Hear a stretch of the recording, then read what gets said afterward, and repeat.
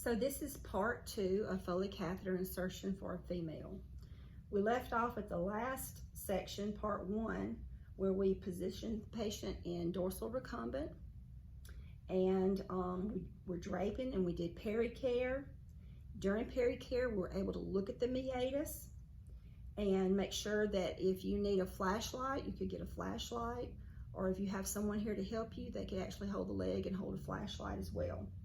We've taken our gloves off, we've washed our hands again, we've gotten rid of those supplies, okay? So now we're at the point of opening the catheter kit. So in opening the kit,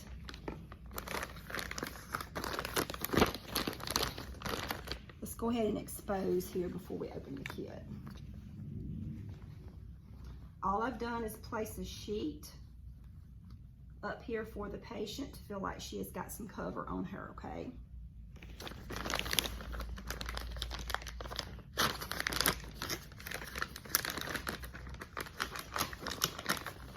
Okay, open the kit.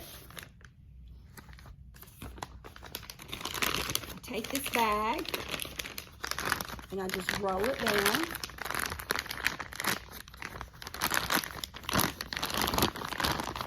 To a smaller size and put it at the foot of the bed.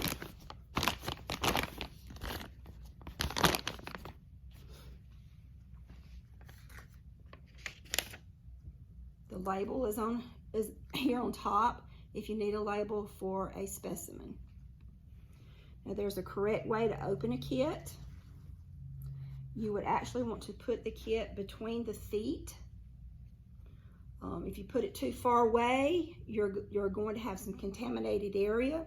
If you put it too close, you're risking the possibility of contamination, okay? So we've got it right here between the feet. You always open a sterile package away from you first. There's actually a little courtesy flap here. And you want to open. Then you're going to do your actual sides, lateral sides. Remember your principles of sterility. Remember what it is to remain sterile, what you're supposed to touch, what you're not supposed to touch. Then you've got this back side is shiny. It offers a waterproof piece to it. You can touch that anywhere because it's going to touch the bed. Usually your gloves are the first thing that is actually on top. And what I do to keep from reaching across is I scoot the gloves to the edge a little bit. So I've got my container open, okay? We don't want to reach across it. We don't want to talk across it. Remember all those principles of sterility, okay? So here are my gloves. I'm going to take the gloves. I'm going to put them on the table. Remember, waist high is how everything should be. So I've got the gloves on the table, and I will be putting those on. And I'll fix it to where you can see me do that here in just a second, okay? Your paper actually says, so excuse me, your paper says the next step is to do what? Is actually to take the absorbent pad and put it underneath the patient. Now, if the patient can hold their hips up, that's great. But this patient cannot. All we're doing is making a longer sterile field. So this actual pad is folded such that you've got a courtesy flap. It has a shiny side and a dull side. You only want to touch the outer 1 inch.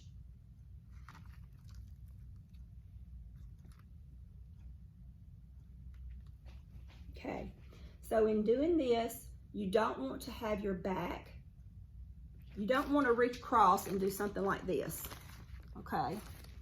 What you're wanting to do is just lay this down. I turn with my back to the patient.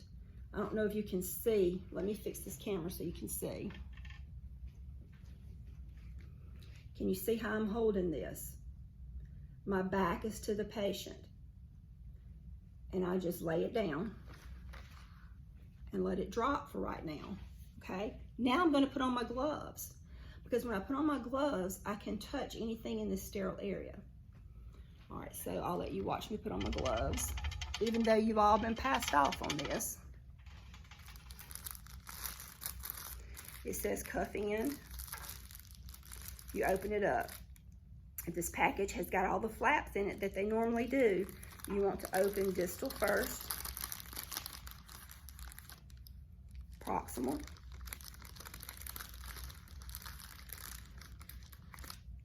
and then your lateral, or your sides, medial. It actually has folded edges. Do not try to touch on the inside of those edges. Stay on the outside. That's giving you a 1-inch border, okay? So your gloves are normally in here like this. And you just look at that and you pick up your first one.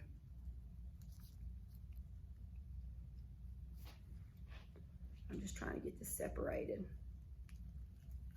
You pick it up by holding the edge that's going to go in your hand. It's the outer cuff part.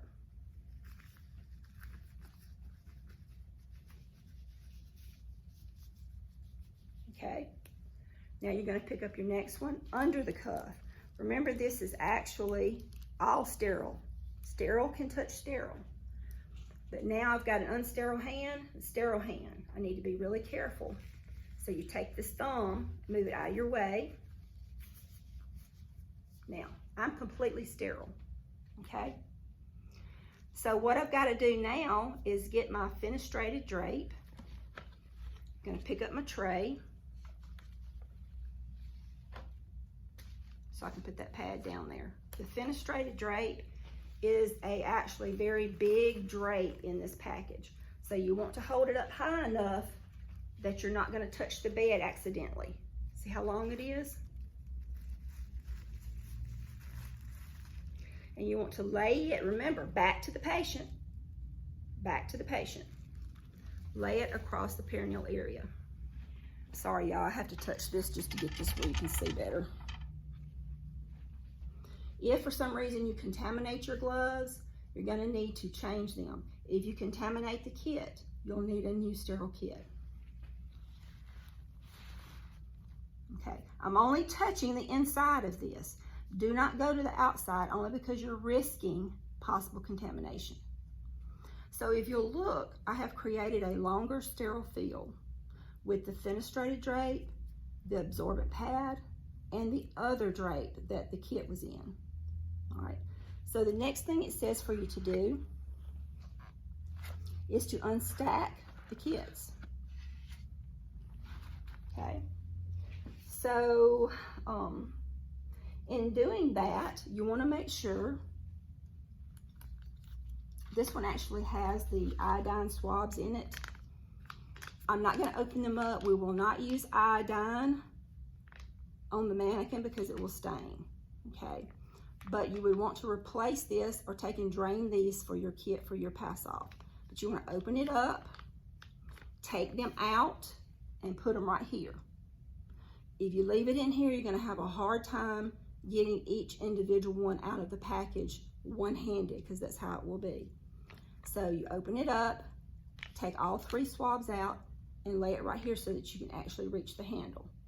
Okay, you want the handle to be over here, so you're not having to reach across everything. All right, so then you throw that package away. You're actually going to have lubricant in here. You go ahead and put the lubricant in the front tray. Dispose of it. I'm going to take out my urine cup because I'm not collecting a specimen right now.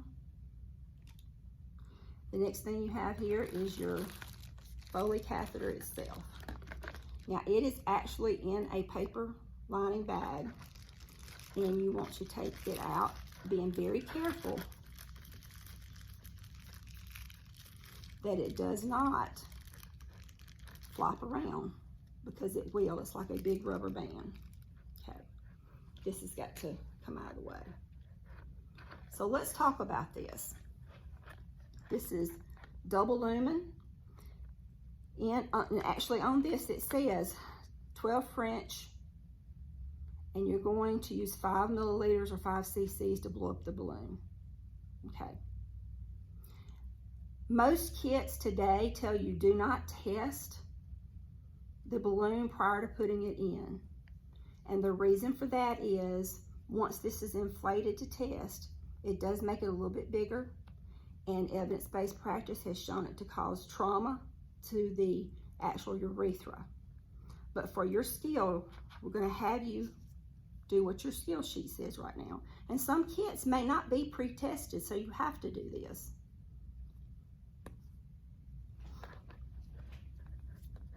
Do not overfill it, and always hold on to it. We're looking for the balloon to inflate, and you put 5 milliliters in it. Then you let it come back. Okay, leave it reattached.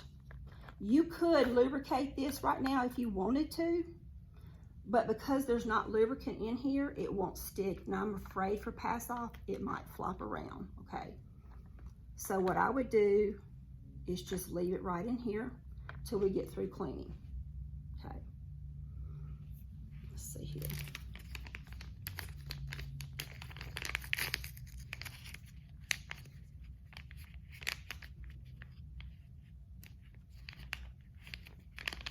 I won't actually touch the mannequin when it comes to using the iodine, but I'll show you how it's used, okay? I decided to go ahead and open it up.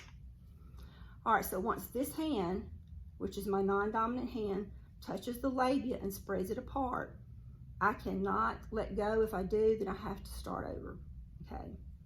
So I'm gonna open up the labia. And cleaning, you want to clean distal first. Do not come back across this way because this is sterile, this is not anymore. Distal, come up and come around, drop it. Proximal, which is closest to me. And then the last one would be medial. Okay, so we've actually cleansed. Now we're ready to insert. If your tray is a little bit further away than you'd like for it to be, at this point, just pick it up and bring it closer. Lubricate it. Then with female, we're going to go in 2 to 4 inches. Don't allow your sterile fingers to touch the labia. You want to have your hands a little bit further away. If it's too close, you're going to touch. If it's too far away, you're going to contaminate. So about 2 inches away from the end, you're going to go in 2 to 4 inches. You're going to see urine coming back. You go in a little bit more, 1.5 to 2 inches. And once you are in, all we're doing is trying to get past that opening of the urethra into the bladder. And once you're in, you want to secure it with your other hand. The sterile procedure is over with right now. Then you want to actually insert the 5 milliliters.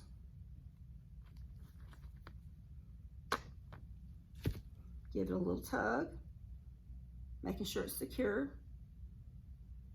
Okay, then that would be all for right now. I'll do a third video with the other information.